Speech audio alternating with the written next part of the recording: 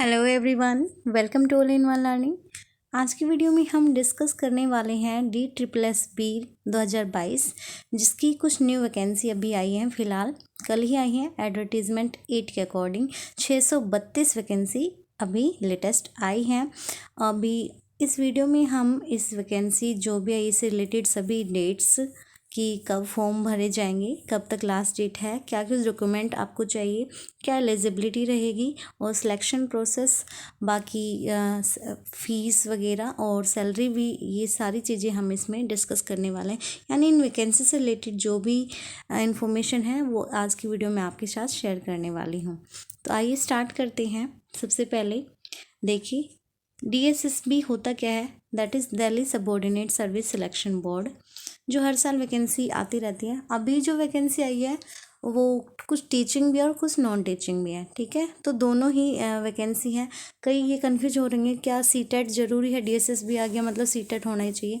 नहीं, सीटेट वाली वैकेंसी अभी नहीं आई है जिसमें सीटेट की ज़रूरत है। अभी जो वैकेंसी आई है इनमें आपको कोई सीटेट नहीं चाहिए।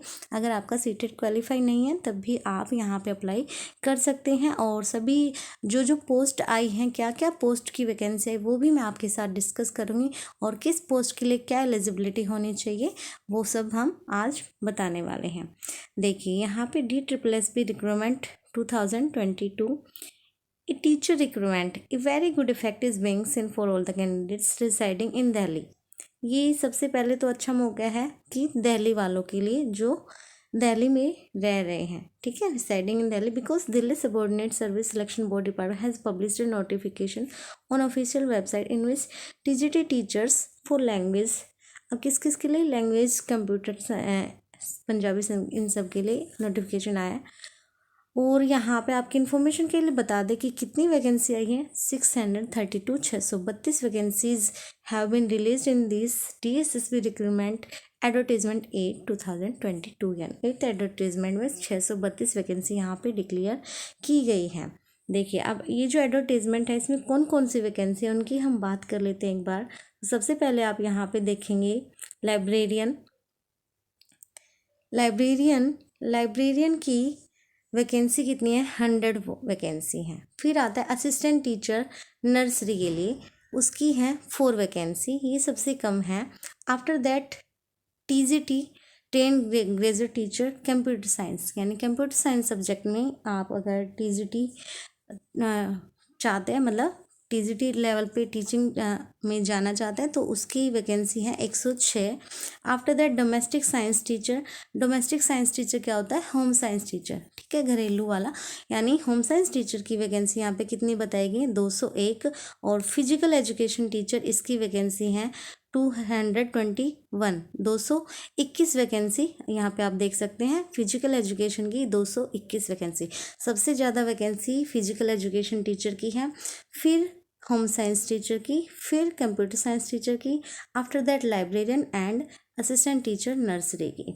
ओके, तो ये सब कुल मिला के इस तरह से 632 वैकेंसी हैं। एक बार आप रफली देख लीजिए। Librarian 100, nursery teacher 4, computer science 106, domestic science teacher यानी home science 201 and physical education teacher 221। तो टोटल 632 वैकेंसी हैं।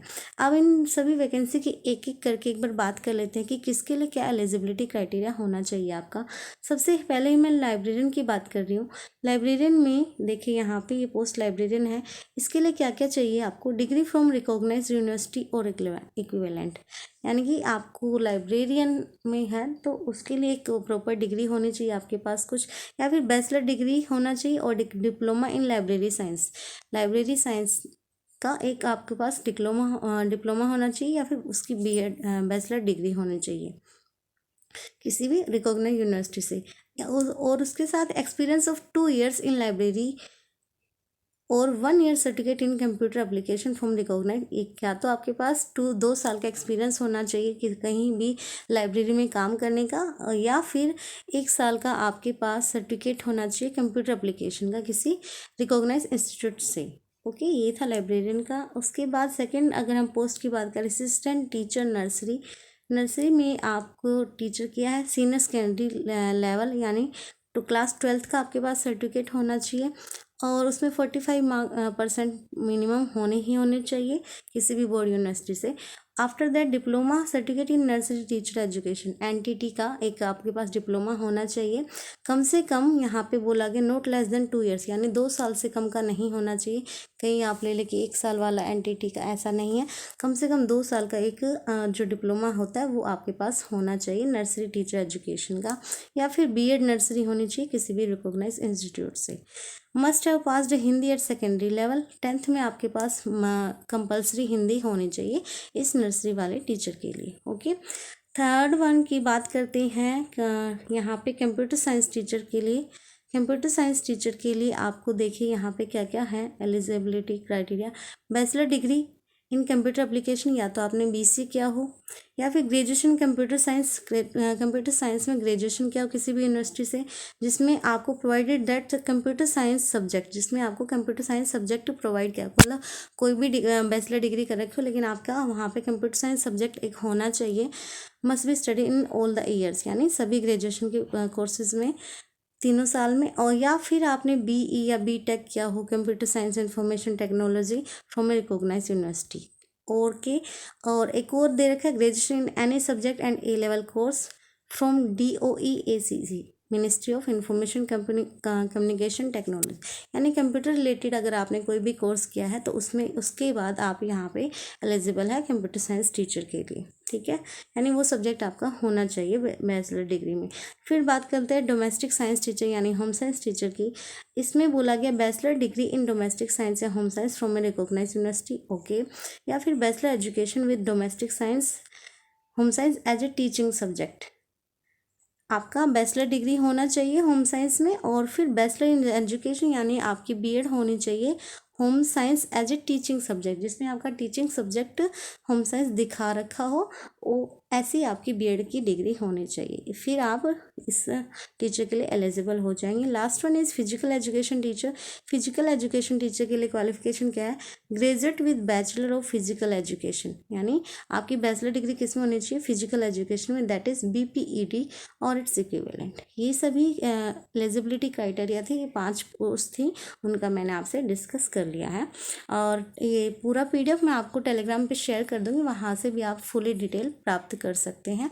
कंप्लीट डिटेल आपको वहाँ पे मिल जाएगी, और टेलीग्राम का लिंक जो है वो भी मैं ग्रुप में शेयर कर दूँगी। आगे बात कर लेते हैं कि एज क्या है, क्या एज क्राइटेरिया रहेगा। तो देखिए यहाँ पे पोस्ट है, सभी पोस्ट में आपको यहाँ पे मेंशन किया गया है नॉट एक्सीडिंग 30 ईयर्स, 30 साल से बड़ा नहीं होना चाहिए। ठीक है, सभी पोस्ट में आप देख सकते हैं यहाँ पे 30 ईयर्स, यानी 30 साल से ज़्यादा नहीं होना चाहिए। फिर अगर बात कर ले कोई 30 का हो गया, क्या वो अप्लाई नहीं कर सकता? तो उसमें एज रिलैक्सेशन की बात हम देख लेते हैं कि कौन सी कैटेगरी वाइज थोड़ा रिलैक्सेशन दिया गया है, उसकी बात कर लेते हैं। देखिए, अगर आप SC ST से हैं तो आपको 5 ईयर्स का एज रिलैक्सेशन मिल गया, यानी 35 तक आप यहाँ पे अप्लाई कर सकते हैं। OBC से बिलोंग करते हैं, ये दिल्ली के लिए है। अगर आप जनरल कैटेगरी में आते हैं यानी दिल्ली से आउटसाइड हैं तो आपको जनरल में काउंट किया जाएगा। इस अगर आप OBC या SC हैं तो भी, तो ये दिल्ली वालों के लिए अगर आप OBC में हैं तो 3 साल का आपको एज रिलैक्सेशन दिया जाएगा। और फिजिकल हैंडीकैप अगर हैं तो यहाँ पे 10 साल का दिया जाएगा। फिजिकल हैंडीकैप्ड हैं तो 10 साल का, और इसी तरह अगर फिजिकल हैंडीकैप आप SC ST से बिलोंग करते हैं तो 15 साल का, और OBC से बिलोंग करते हैं तो 13 साल का यहाँ पे एज रिलैक्सेशन दिया गया है। एक्स सर्विसमैन है अगर तो 3 ईयर्स। ठीक है, ये था एज रिलैक्सेशन क्राइटेरिया। अभी फ़ीस अगर बात कर लेते तो इस फॉर्म की ज़्यादा फीस नहीं है, 100 रुपीज़ आपकी फ़ीस है। SC ST फीमेल के लिए कोई फ़ीस नहीं है, और ये सभी आपको ऑनलाइन पे करना है। सैलरी की अगर बात करें तो कितनी सैलरी दी जाएगी, यहाँ पे देखिए ग्रेड पे 4600 है, 4600 रुपये ग्रेड पे रहेगा, और आपकी सैलरी 9300 से 34,800, यानी कि 9300 से 34,800 के बीच में, साथ में आपका ग्रेड पे अप्लाई होगा। ओके, पे लेवल यहाँ पे 7 डिस्कस किया गया है इस पोस्ट के लिए, मतलब इन सभी पोस्ट के लिए। सिलेक्शन प्रोसेस क्या रहेगा? सिलेक्शन प्रोसेस आपका वही ऑनलाइन एग्ज़ाम होगा, यानी CBT पेपर 1 पेपर 2 2 टेस्ट होंगे। फिर स्किल टेस्ट के लिए आपको टाइपिंग मतलब उसको इंटरव्यू बोल सकते हैं एक तरह से, उसमें आपसे टाइपिंग या शॉर्टहैंड इस तरह से ये सब पूछ सकते हैं। डॉक्यूमेंट वेरिफिकेशन, टाइपिंग वगैरह ये हर मतलब जो भी पोस्ट है उन सभी पोस्ट के अकॉर्डिंग होगा। जैसे कंप्यूटर साइंस वाले तो उनको ये हो जाएगा, बाकी सभी में क्या है इंटरव्यू होगा आपके टेस्ट के बाद। और तो ओवरऑल अगर हम बात कर लेते हैं तो 632 वैकेंसी हैं। नेम हमने बता दी, फिजिकल एजुकेशन टीजीटी टीचर और non teaching staff. State level examination है। एलिजिबिलिटी क्राइटेरिया देखिए मेन यही है, depending on the requirement for post applying. आप किस पोस्ट पे अप्लाई करें उसके अकॉर्डिंग एलिजिबिलिटी मैंने पूरा डिस्कस भी कर लिया ऊपर, उस तरह से आपको देखना है। मोड ऑफ एप्लीकेशन क्या रहेगा, ऑनलाइन रहेगा, यानी ऑनलाइन आपको फॉर्म भरना है। अब फॉर्म की डेट बात कर लेते हैं, कब से भरे जा रहे हैं फॉर्म। आपकी 19 अक्टूबर से स्टार्ट हो जाएंगे, 19 अक्टूबर से, और 18 नवंबर तक आपके फॉर्म फिलअप होंगे ऑनलाइन, यानी 19 अक्टूबर से 18 नवंबर तक आपको फॉर्म फिलअप कर देना है। मेन एक और चीज़ बता दूँ, जो भी ये डॉक्यूमेंटेशन है, अगर आप कहीं अपेयरिंग में हैं तो यहाँ पे एलिजिबल नहीं है। आपके पास ये सभी मार्कशीट ऑलरेडी होनी चाहिए। अगर आप बीएड की डिग्री लगा रहे हैं तो आपके पास बीएड की फाइनल ईयर की मार्कशीट ज़रूर होनी चाहिए। अगर उसका रिजल्ट नहीं है, अवेटेड है, तो आप यहाँ एलिजिबल नहीं हैं। अपेयरिंग कैंडिडेट्स यहाँ एलिजिबल नहीं है। 18 नवंबर तक लास्ट आपको फाइनल आपके जो भी डॉक्यूमेंट्स हैं वो मतलब कंप्लीट होने चाहिए। उससे ज़्यादा यहाँ पे अपेयरिंग को नहीं लिया जाएगा। यानी कि अगर आपका रिजल्ट वगैरह सब आ चुका है पहले कि आपके पास ये सब डिग्री है तो ही अप्लाई कर सकते हैं। मोड ऑफ एग्ज़ाम ऑनलाइन ही रहेगा। सिलेक्शन प्रोसेस देखिए, रिटन टेस्ट एंड इंटरव्यू यहाँ पे बता दिया गया है। वो टाइपिंग वाला कंप्यूटर साइंस के लिए हो सकता है, बट ये अदर पोस्ट है उन सब के लिए यही मेन यही है। रिटन टेस्ट पहले जो हो जाएगा और फिर इंटरव्यू होगा। ऑफिशियल वेबसाइट यहाँ ये कैसे आपको करना है, अप्लाई करना है, तो उनकी ऑफिशियल वेबसाइट है www.dssb.delhigovernment.in। इस वेबसाइट पे जाके आप अप्लाई कर सकते हैं। सैलरी की हमने बात कर ही ली थी, तो इस तरह से ये DSSB की लेटेस्ट वैकेंसी आई है, इसलिए जल्दी कीजिए, देरी ना कीजिए। और आगे की वीडियो में हम एक बार इसका सिलेबस भी डिस्कस कर लेंगे, क्या कुछ पेपर पैटर्न रहेगा, क्या कुछ सिलेबस में आएगा, वो सब भी हम डिस्कस करने वाले हैं। Thank you. और वीडियो अगर आपके लिए हेल्पफुल रही हो तो प्लीज़ इसको ज़्यादा से ज़्यादा शेयर कीजिए।